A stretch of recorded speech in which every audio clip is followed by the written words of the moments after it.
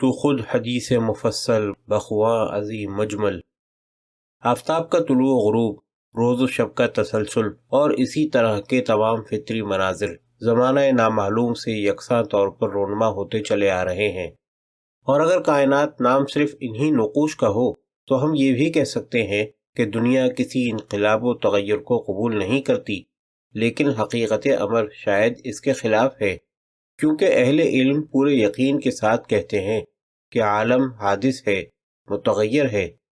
پھر کیا اس حدوث و تغیر کا علم ہم کو بغیر کسی غور و فکر کے الہامی طور پر حاصل ہوا ہے؟ غالباً نہیں۔ پھر اس بات کی تسلیم کرنے میں کیوں تأمل ہو کہ اہم ترین تغیر عقل انسانی کا تغیر ہے، جو ہر آن و ہر لحظہ حجابات دور کرتا چلا جا رہا ہے، اور نہیں کہا جا سکتا کہ آئندہ کس نقطے پر پہنچ کر اس کو اپنی تگ و دو ختم کرنی ہے۔ انسان فطرت کی طرف سے اپنے اندر وہ حس لے آیا ہے جسے حس اجتماعی کہتے ہیں، اور اسی احساس کا نتیجہ نظام تمدن ہے، جس کا آغاز عہد ہجری سے ہوا اور اب عہد برق و شعاع کہلاتا ہے، یعنی جس کی ابتدا زمین کے جمادات سے ہوئی تھی وہ اب آسمان سے باتیں کر رہا ہے۔ الغرض اس حقیقت سے انکار ممکن نہیں کہ ذہن انسانی برابر ترقی کرتا جا رہا ہے، اور کل کے بوڑھے آج صرف بچوں کی صف میں جگہ پا سکتے ہیں، جس طرح آج کے بوڑھوں کا شمار کل کے بچوں میں ہونے والا ہے۔ پھر کیا یہ انسان کی توہین ہے کہ آج سے 1000 سال قبل جو تحقیق اور جستجو اس نے کی تھی وہ آج غلط ثابت کی جا رہی ہے؟ اگر ہمارے اسلاف کے علمی، اخلاقی اور تمدنی نظریے آج کے مشاہدہ و ضرورت کے لحاظ سے ناقص و نامکمل نظر آتے ہیں تو کیا اس کا اظہار ان کی تنقیص ہے؟ نظام بطلیموس کا ماننے والا آج کوئی نہیں، لیکن بطلیموس کی عزت و عظمت اسی طرح قائم ہے۔ نیوٹن کا نظریہ کشش ممکن ہے نظریہ اضافت کے سامنے غلط ثابت ہو جائے، لیکن نیوٹن کا نام تاریخ کے صفحات پر ہمیشہ زرعی حروف میں نظر آئے گا۔ جس طرح ازمنہ قدیمہ میں انسانی ذہن و دماغ نے اپنے حادثہ اجتماعی کے اقتضاء پر اور بہت سی باتیں دریافت کیں، اسی طرح اس نے مذہب کی بنیاد ڈالی، اور اس میں شک نہیں کہ اس سے اس کا مقصود نوع انسانی کی خدمت اور تشکیل تمدن کے علاوہ کچھ نہ تھا۔ پھر اگر ضروریات زمانہ اور انسان کے عقلی ترقیوں کے ساتھ ساتھ دنیا کے تمام علمی نظریے تبدیل ہوتے رہتے ہیں تو کوئی وجہ نہیں کہ مذہبی عقائد میں تغیر پیدا نہ ہو، لیکن اس تغیر کا مطالبہ و احساس یقیناً کسی پیغمبر کی توہین نہیں، کیونکہ جس عہد و زمانے میں جو مذہب پیدا ہو وہ اس وقت کے لحاظ سے واقعی آخری لفظ کی حیثیت رکھتا تھا۔ قرآن پاک میں بھی ارتقاء خیال کے لحاظ سے اصول مذہب کی تبدیلی کی ضرورت کو ان الفاظ میں ظاہر فرمایا گیا ہے: مَا نَنسَخْ مِنْ آیَةٍ أَوْ نُنْسِهَا نَأْتِ بِخَيْرٍ مِنْهَا أَوْ مِثْلِهَا۔ جب حقیقت یہ ہے تو میں حیران ہوں کہ عقائد مذہبی میں تغیر و تبدل کی خواہش پر لوگ کیوں چراغ پا ہوتے ہیں، خصوصیت کے ساتھ مسلمان، کہ ان کے مذہب کی بنیاد ہی اس اصول پر قائم ہوئی ہے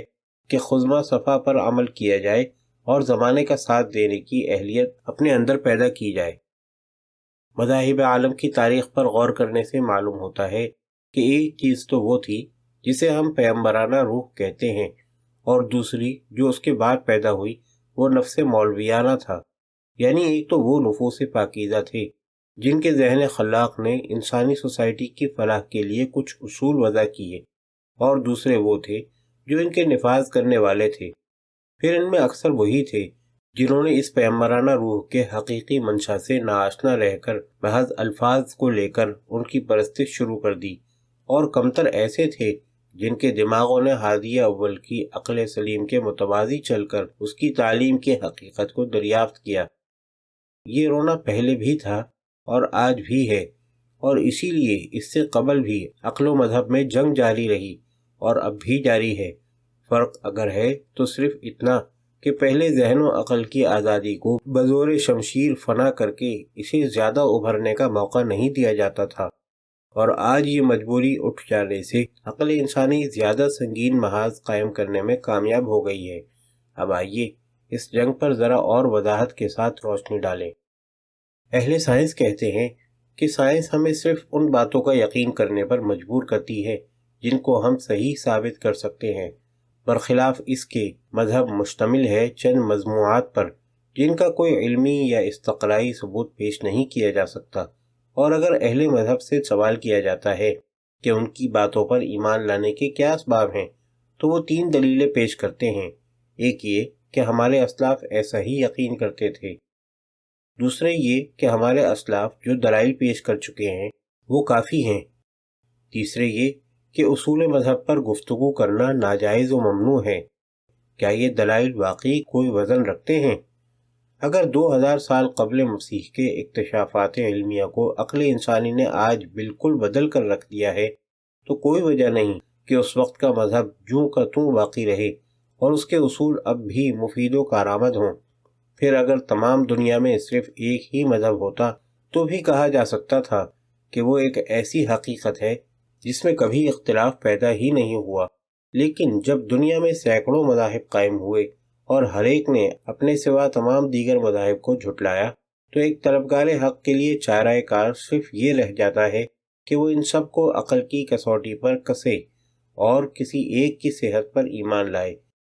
اس لیے یہ کہنا کہ مذہب کا تعلق عقل سے نہیں کیوں کر درست ہو سکتا ہے۔ یہ بالکل صحیح ہے کہ سائنس اس وقت تک کسی ایسی حقیقت راسخہ تک نہیں پہنچ سکی جس سے آگے بڑھنے کی گنجائش باقی نہ رہے،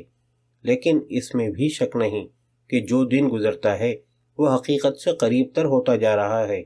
اور اس لیے کوئی وجہ نہیں کہ مذہب کے باب میں اصول ارتقاء کو نظر انداز کر دیا جائے۔ سائنس واقعات کی جستجو کر کے حقیقت تک پہنچنا چاہتی ہے، اور مذہب چند باتوں کو پہلے ہی حقیقت باور کر کے واقعات کو ان پر منطبق کرنا چاہتا ہے، اور ان دونوں کا فرق ظاہر ہے۔ اگر ہم کسی مذہب کے پیرو ہیں تو صرف اس وجہ سے کہ ہمارے آباء و اجداد اس مذہب کے ماننے والے تھے، لیکن سائنس کی یہاں باپ و دادا کوئی چیز نہیں،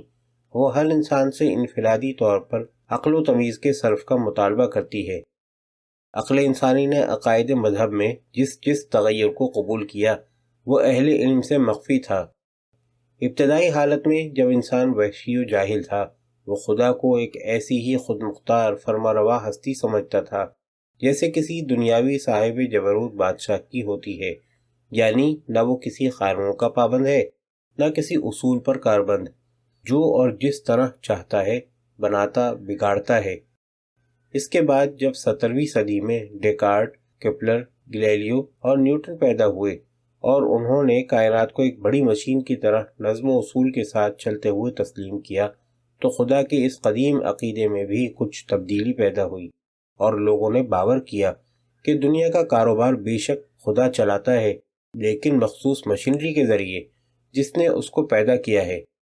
مدعا یہ کہ خدائی کسی قانون و اصول کی پابند ضرور ہے۔